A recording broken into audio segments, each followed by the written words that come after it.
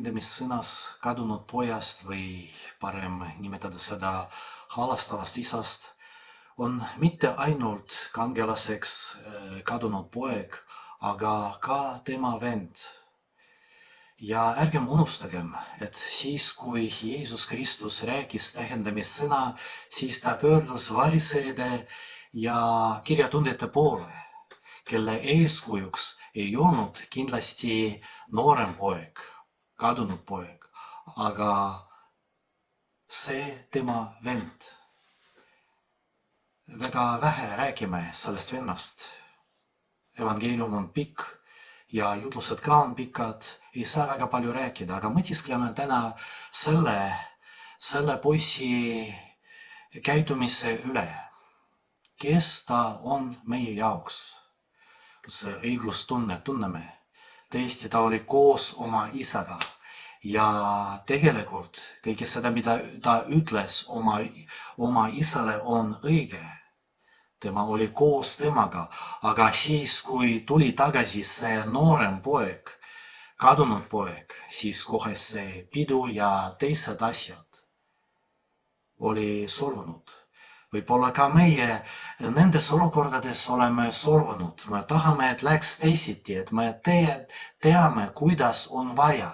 Et me ise püüame midagi saavutada, me pingutame, aga keegi teine saab meie asemel. Mis siiski toimus selle pojaga?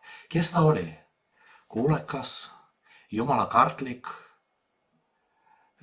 hea poiss. Raske öelda.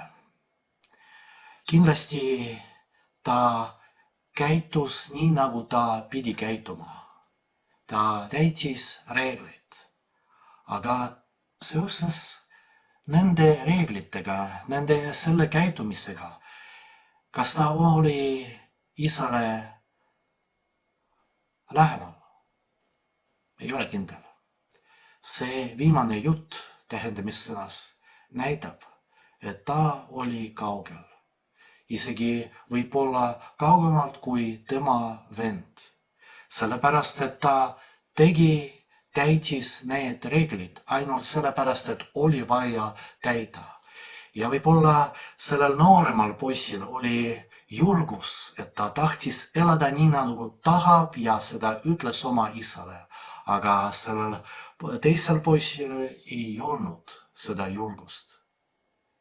See kadedus, see õiglustunne, et mina täidan reeglid, aga keegi teine ei täida, see rikkus tema elu. Tema kindlasti ei olnud õnnelik. Ja mitte sellepärast, et tema isa ei andnud talle seda, mida ta tahtis, aga sellepärast, et ta ei tundnud, et tema on omanik, et tema on inimene, keda tema isa armastab. Väga raske niimoodi elada. Võib-olla ka me väga tihti meie eludes elame niimoodi nagu vaja.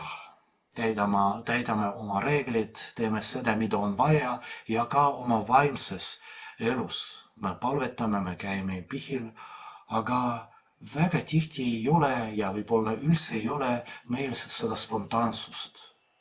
Kui inimene armastab kedagi, siis ta on valmis teha niisuguseid asju, mis ei ole kooskõlas reeglitega, lihtsalt ta väljendab oma tunnet.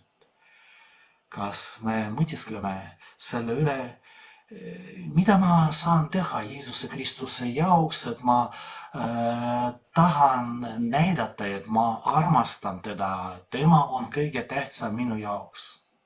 Lihtsalt täita reegleid.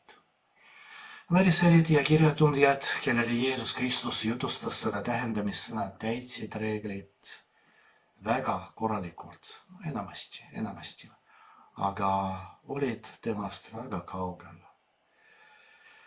Ärgem kartkem elada koos Jeesuse Kristusega ja ärgem kartkem teha niisuguseid asju, mis on nagu reeglite väljas, ei tähenda ma rikun reegleid, aga lihtsalt teen midagi ka muud, mis ei ole nendes reeglites.